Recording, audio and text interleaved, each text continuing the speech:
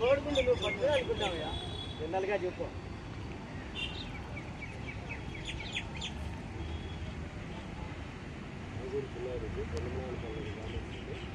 మధ్య గోదావరి మాత్రము చాలా సంవత్సరాల నుంచి దీన్ని ఉపయోగం లేకుండా చేస్తున్నారు భక్తులకు.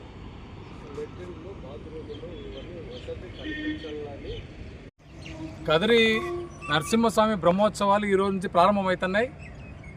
కానీ భక్తులు ఎంతో నమ్మకంతో కదిరి కోనేరులో స్నానం చేస్తే, పుణ్య స్నానాలు చేస్తే వాళ్ళు పాపాలు దొరికిపోతాయని ఏదైతే నమ్మకం ఉందో ఆ నమ్మకాన్ని ఈరోజు ఒమ్ము గారుస్తూ ఉన్నారు ఇక్కడ ఉన్నటువంటి ఆలయ అధికారులు కానీ లేకపోతే ప్రభుత్వం కానీ.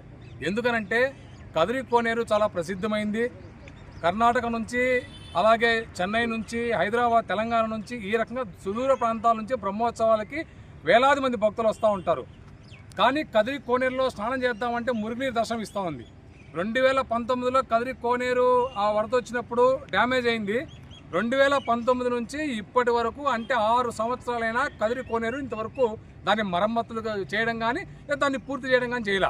కానీ ప్రతి సంవత్సరం కూడా బ్రహ్మోత్సవాలు వచ్చినప్పుడు కదిరి కోనేరు గుర్తుకొస్తుంది. పర్యటనలు చేస్తారు, కదిరి కోనేరును పరిశీలిస్తారు, మళ్ళీ బ్రహ్మోత్సవాలు అయిపోతాయి, మళ్ళీ సంవత్సరం పాటు వదిలేస్తారు.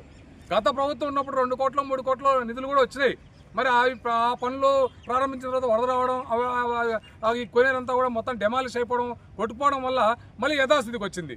అయినప్పటికీ ఇప్పటికైనా సరే ఈ అధికారులు కానీ లేకపోతే ప్రభుత్వాలు కానీ ఏ ప్రభుత్వాలు ఉన్నా కూడా వీటిని పక్కా ప్రణాళిక లేకుండా, పక్కా ప్రణాళిక దీన్ని ప్లాన్ చేసుకోకుండా కోనేరుని బాగు చేయడం అనేది అసంభవం, అది జరిగే పని కాదని చెప్పి ఈ 6 ఏళ్ళలో అర్థమైంది. పక్కనే మద్దిలేరు వాగు ఉంది. మద్దిలేరు వాగులో మురికి నీరు ప్రవహించేది. అదంతా ఎక్కడి నుంచి పైన ఇటుకరాయి చెరువు దగ్గర నుంచి వచ్చే నీళ్లు, అలాగే కదిరి టౌన్లో వచ్చే మురికి నీళ్ళన్నీ కూడా 5-6 చెరువుల నీళ్ళన్నీ కూడా ఈ మద్దిలేరు వాగు నుంచి పోతాయి. ఈ మద్దిలేరు వాగుకి కోనేరుకి జస్ట్ ఒక 20 అడుగుల దూరమే. మొత్తం మద్దిలేరుని కనుక పూర్తిగా మరమ్మతు చేస్తే తప్ప ఈ కోనేరులో మంచినీళ్ళు రావు. మద్దిలేరుని పూర్తి చేయకుండా కోనేరుని పూర్తి చేస్తామని చెప్పి మీరు పనులు ప్రారంభించడం అంటే ఈ వచ్చిన డబ్బుల్ని వృధా చేయడం తప్ప నిజంగా కదిరి బాగు చేయాలనే ఆలోచన లేకపోవడం అవుతుంది. అందుకనే ఇది రెండు పనులతో కూడుకుని. ఒకటి, పక్కన మద్దిలేరుని బాగు చేయాలి, దాని చుట్టూ ఆనకట్ట కట్టి ఆ కాలువ లోతు తీసి ఆ మురికినీరు ఈ మన కోనేరులకు రాకుండా చర్యలు తీసుకోవాలి. అదే సమయంలో ఈ కోనేరుని బాగుపరచాలి, లేదా ఈ కోనేరును మరమ్మతు చేయాలని చెప్పి ఒక దృఢ సంకల్పం అధికారులకు అవసరం, ప్రభుత్వానికి అవసరం. ఏదో నామమాత్రంగా ఉత్సవాలు వచ్చినప్పుడు కోనేరును ముస్తాబు చేస్తామంటే దానివల్ల ఒరిగేది ఏం లేదు. అందుకనే ఈ ఆలయ అధికారులు కానీ ఆ ప్రభుత్వం కానీ టెంపుల్కి వచ్చే ఏదైతే ఆదాయానికి వచ్చే లెక్కలు ఉన్నాయో, డబ్బులు ఉన్నాయో, ఆ డబ్బుల నుంచైనా సరే మీరు నిధులు ఇవ్వకపోతే అవైనా సరే భక్తుల సౌకర్యార్థం ఈ కోనేరుని మరమ్మతులు చేయాల్సిన అవసరం ఉందని